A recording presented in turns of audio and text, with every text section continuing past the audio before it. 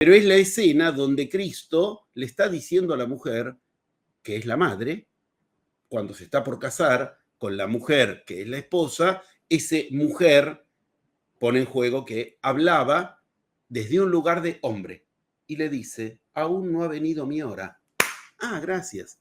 Gracias, maestro. Me estás diciendo que tú no naciste en Poiesai, en Quirios, y ni siquiera naciste en Kairos. Has nacido y has tenido que llegar a tu hora. Y mira qué bueno. Tenía plena conciencia de que no había llegado su hora. Y tuvo que recorrer, tuvo que avanzar, tuvo que lograr llegar a ese lugar en el cual efectivamente entonces algo en él había variado. ¿Qué había variado? Un capítulo antes tenemos clave. En Juan, mantengo a Juan por lo que expliqué al principio, hay algo fundamental. 15 minutos antes de que se declare Kairos Tou Poiesai Quirios, pone dónde está la clave. Una relación diferente a su palabra y su palabra. No es que aprendió a hacer viajes astrales, a respirar de un modo místico, alcanzó un estado de dieta vegetariana por el cual comía un grano de arroz y entonces se iluminó. Su palabra, su palabra, su palabra. Esto es una clave que, como clave, abre puerta, como llave, abre puerta. Cristo, un rato antes de declararse, Kairos, llegó mi tiempo de magia, pero ahora voy por mi tiempo de divinidad. El recorrido Poiesai ya está hecho. Pocos capítulos atrás no estaba hecho. Mi hora no ha llegado, lo dijo varias veces. Ahora llegó mi hora. ¿Qué hubo en el medio? Un cambio de relación a la palabra. ¿Pudo, vamos a decirlo en términos del Evangelio?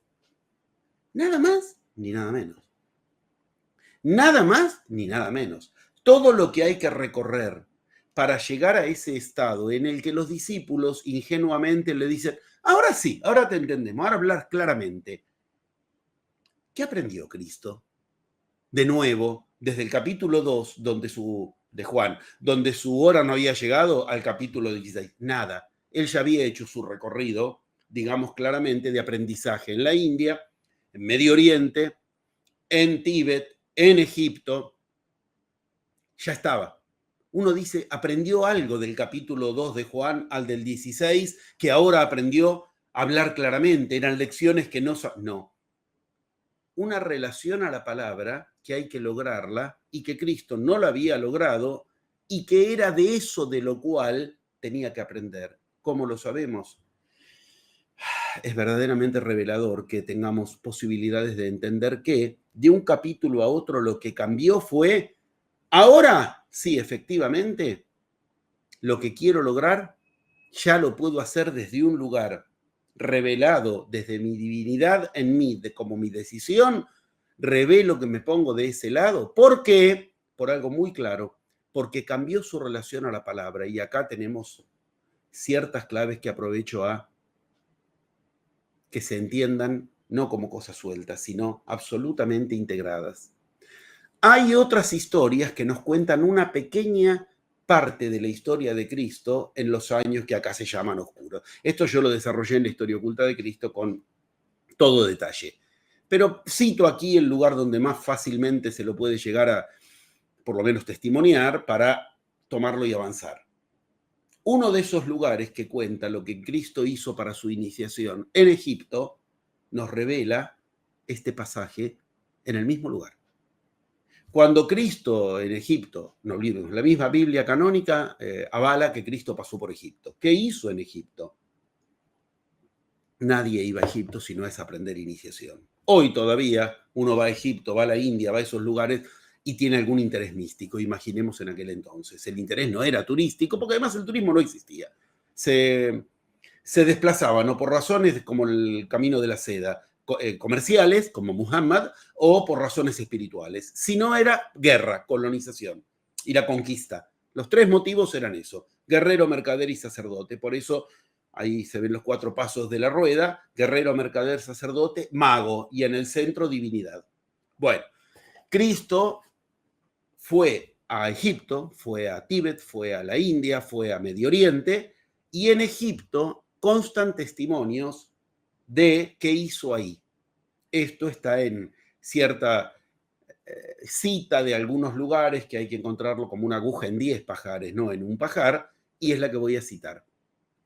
En ese lugar particular, a Cristo se lo consideró finalizado en su iniciación de lo que ahí tenía que iniciar, no porque ahora tenía una conciencia donde él podía ver mundos diferentes, todo lo que podríamos suponer, lo que nos ofrecen el nombre. ¿Qué pasó?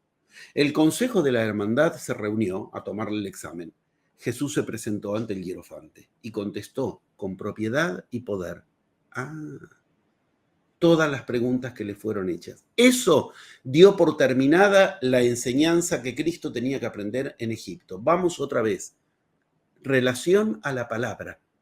Una palabra bastará para salvarnos. Esa palabra depende de desde dónde es dicha. Y Cristo había llegado al estado Kyrios, donde ahora la palabra ya no era la iniciación egipcia ni la del mago, era la de la divinidad en él, porque era Kyrios. Pero ya desde su primera iniciación, a donde esto apunta claramente es a una relación particular a la palabra. No nos dejes ahí. Por favor, no nos dejes ahí, maestro. Hay que pedirle a Cristo, ¿cuál es esa relación particular que como humano tengo que alcanzar para que, primero, la magia me asista, pero de eso haga mi puente hacia mi divinidad? Continuemos y entendamos que no era supo, era contestó con propiedad y poder. Y entonces se le dio un grado que se llamaba heroísmo. ¿Qué significa héroe? Etimológicamente, héroe es más que hombre, pero menos que Dios. Esto Cristo lo tuvo que alcanzar con pruebas, pruebas que no le ponían a prueba su resistencia, su capacidad de respiración, todo eso que uno quiere aprender creyendo que con eso se va a espiritualizar, que Cristo no era espiritualizado. Cristo no era el maestro. Bueno, a ese Cristo precisamente lo encontramos interesadísimo en su relación a la palabra, desde el más tierno adolescente que fue a Egipto y pasó por estas pruebas, hasta el que de pronto nos cuenta Kyrios. ¿Y qué nos va a enseñar?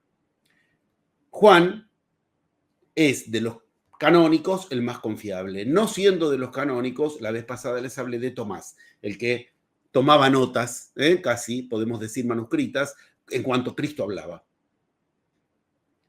¿Qué enseña? El poder está en la palabra.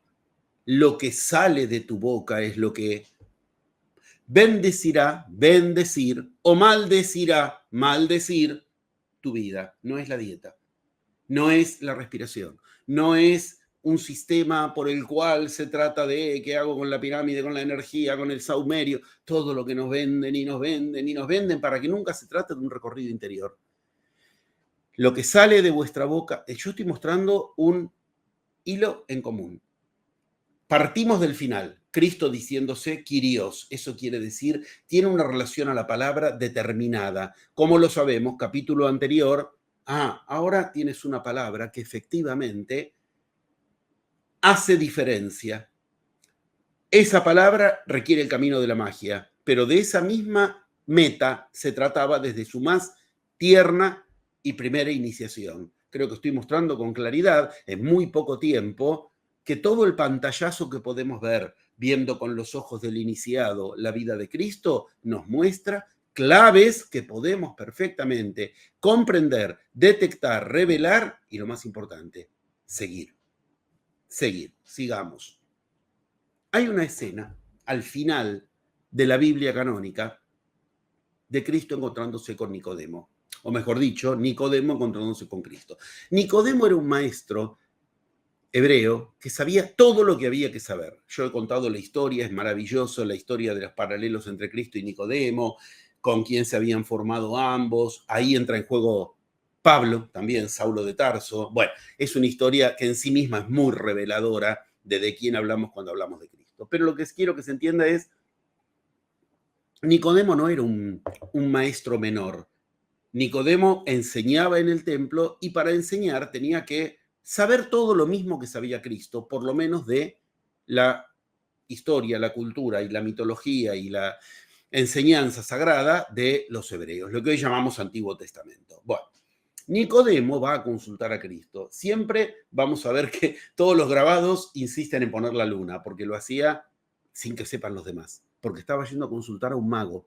Sabía que estaba yendo con... Ah, ¿por qué iba siempre a escondidas? Como lo dice la Biblia, iba de noche, iba a escondida. ¿Por qué lo aclaran tanto? Porque quiere decir, ahí reconoce un maestro al que iba a preguntarle, pero era un maestro que no era un maestro oficial como lo eran los saduceos, los fariseos, de los cuales Nicodemo formaba parte. A mí me parece conmovedor. Si alguien me puede contar, contame cómo fue tu encuentro con Cristo.